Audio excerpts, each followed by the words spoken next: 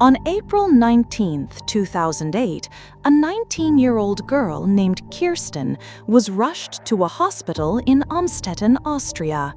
She was unconscious, suffering from catastrophic kidney failure, and her teeth, they were rotted. The doctors were utterly baffled by her condition. But what was more shocking, what sent a chill down their spines, was that she had no medical records, no social security number. It was as if she simply didn't exist.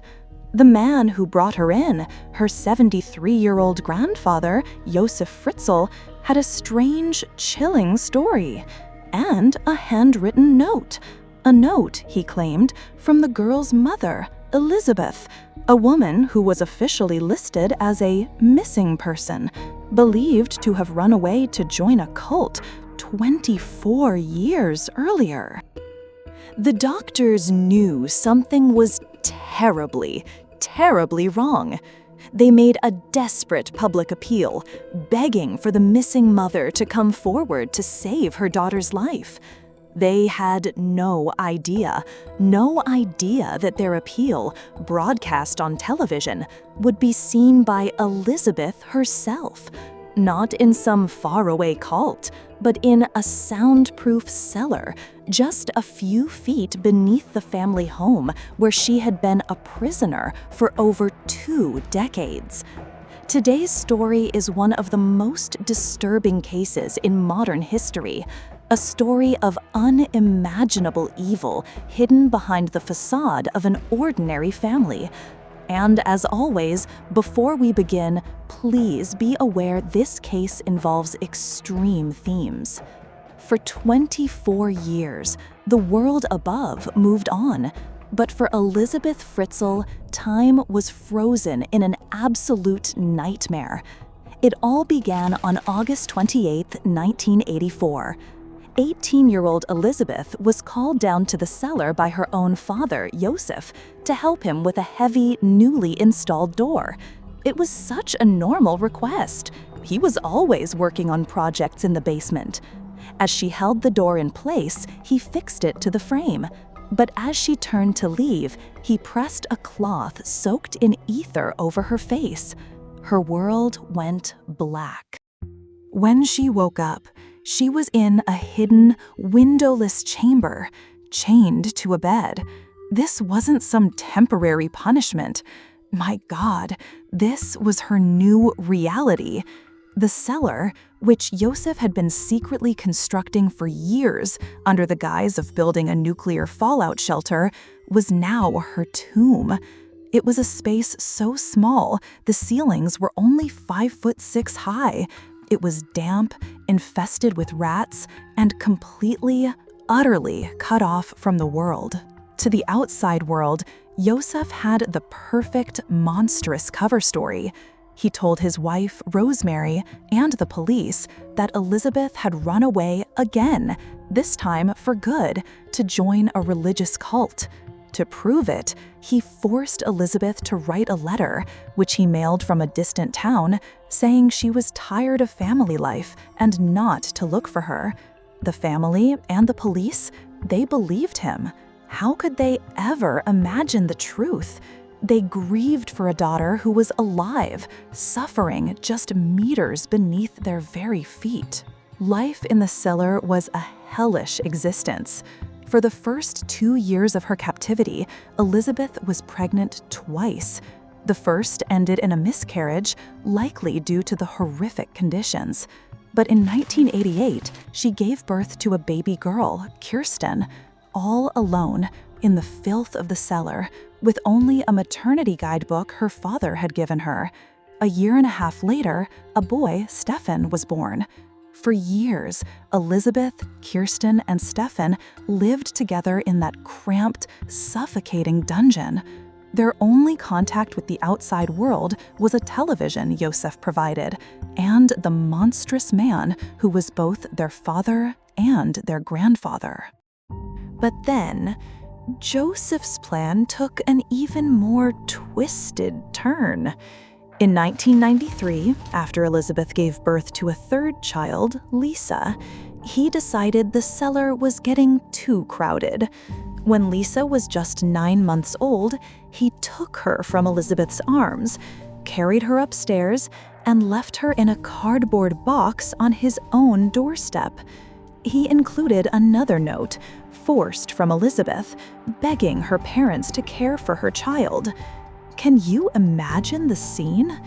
Josef discovers the baby, presents it to his wife Rosemary, and they call the authorities. To social services, they were loving grandparents, stepping up to care for the abandoned child of their runaway daughter. No one suspected the man applying to adopt the baby was its biological father. This horrifying charade was repeated. In 1994, Monica was born and brought upstairs. In 1997, it was Alexander.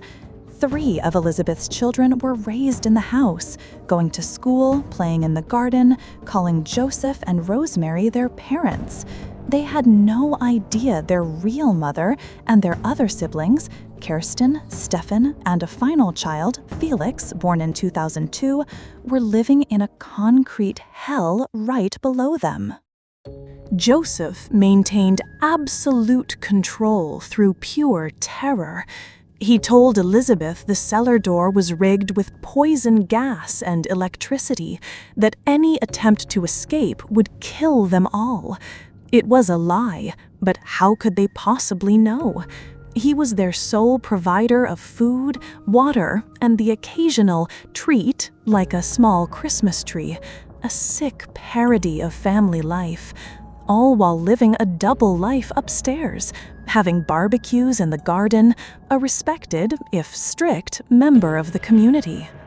This grotesque balance was shattered in April 2008 when 19-year-old Kirsten, who had never once seen the sun, fell critically ill with kidney failure.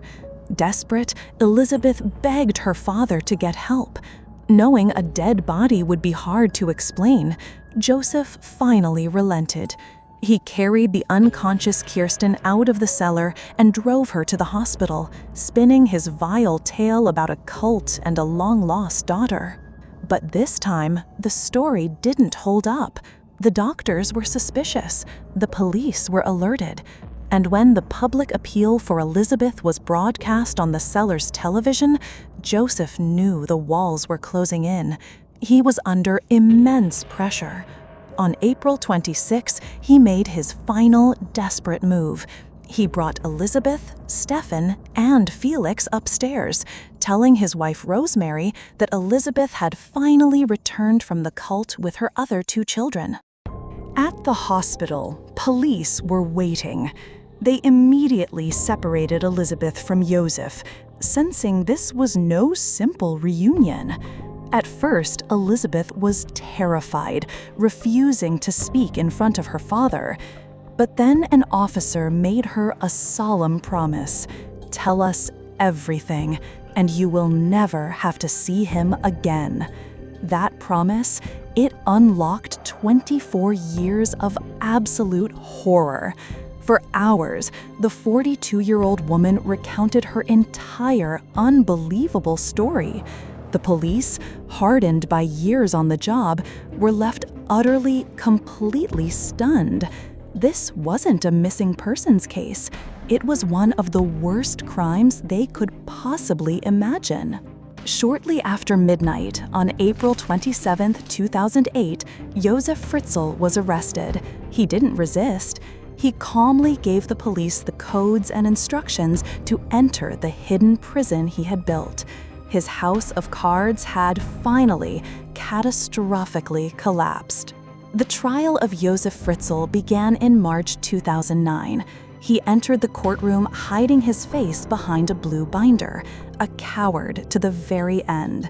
He pleaded guilty to most charges, but denied the charge of murder by negligence for the death of a twin baby, Michael, who had died shortly after birth in the cellar in 1996. The prosecution's case was overwhelming, but the most powerful moment came when the court played Elisabeth's 11-hour videotaped testimony. Unbeknownst to Josef, Elisabeth was in the courtroom that day, in disguise. He saw her. Their eyes met, and according to his own lawyer, in that one moment, he broke. The sight of his daughter, no longer his victim, but a free woman, confronting him with her strength, it shattered his defenses. The very next day, he changed his plea to guilty on all counts. He was sentenced to life in a secure psychiatric facility. In the years since their rescue, Elisabeth and her 6 surviving children have shown the most incredible resilience. With new identities and protected by the Austrian state, they have started a new life, far, far away from the horrors of Amstetten. The children, especially those raised in the cellar, have had to learn everything about the world from scratch. Elisabeth, who lost her entire youth, has learned to drive a car and has reportedly found a loving partner. After decades of darkness, she chose to build a life of light and hope for her children. That was today's story. It was a difficult one to tell, but an important one. Thank you for watching, and I'll see you in the next video.